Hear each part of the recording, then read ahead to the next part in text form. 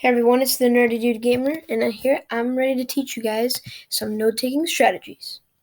But first, let me present the screen. So, about note-taking, it's really important, and you may ask yourself, why can't I just write down in bullet points? And the answer to your question is, writing down information in bullet points is not ideal when it comes to taking notes. Bullet points are very unorganized, and the only times you would want to use bullet points is if you're not taking very many notes. And this is true because if you are in a lecture and your teacher or tutor or whoever it is giving you a lot of material or information, you won't be able to write down everything in time. And once you look back at your notes, you'll be so confused on where to look because everything's so unorganized. I'll show you in a moment.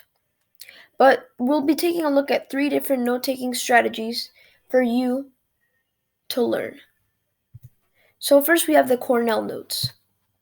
Now if you see my cursor right here, this is a very organized type of note-taking, and it's also easy to tell and organize.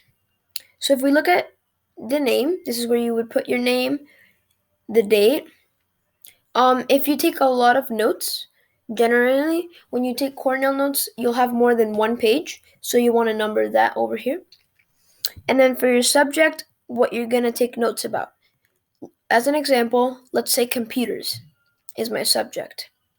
And then for the recall column, I don't like to call it the recall column, but generally I'll just put information such as main ideas or any questions that I have. And then in my notes column, I can answer those questions and take down necessary notes about my topic or subject.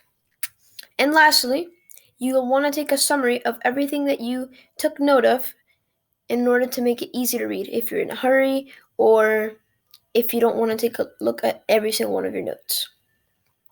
So, on a scale of 1 to 10, I would give the Cornell Notes a solid 9 to 10 out of 10. I don't like the summary part just because it would take a while to read since you're going to be taking so many notes. But at the same time, if you're not taking too many notes, summary is great. So, Cornell Note is a perfect method for people who like organized notes that are easy to read. Next, we'll be looking at the outline method. Personally, this is super easy for me to read, and I really like it. And I'll explain to you how it works.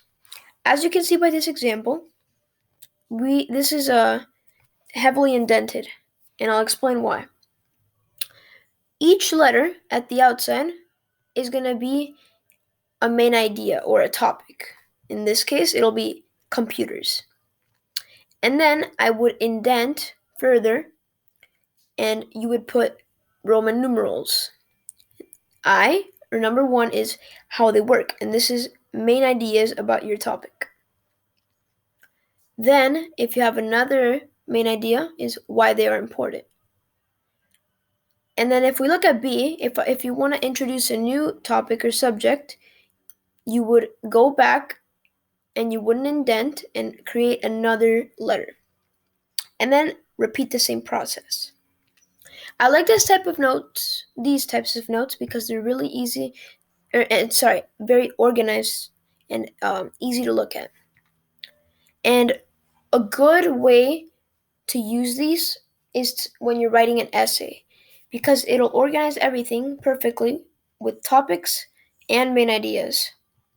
So the outline method is probably my favorite right now.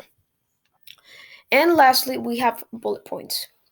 Now, I know that I mentioned at the beginning that you wouldn't really use bullet points, but I'll explain to you why you could use them in some circumstances.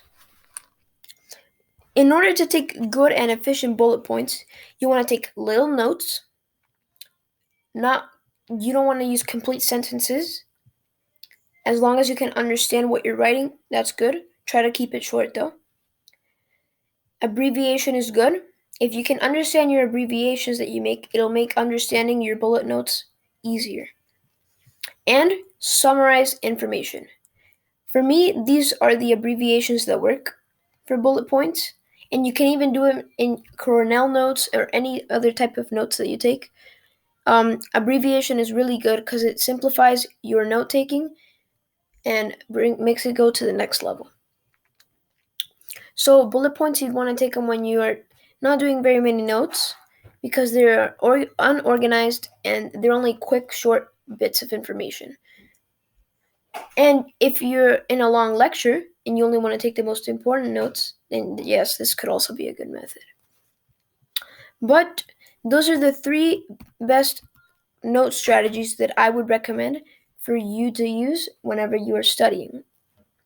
I hope you enjoyed my video and found it useful. I'll see you in the next one. Goodbye.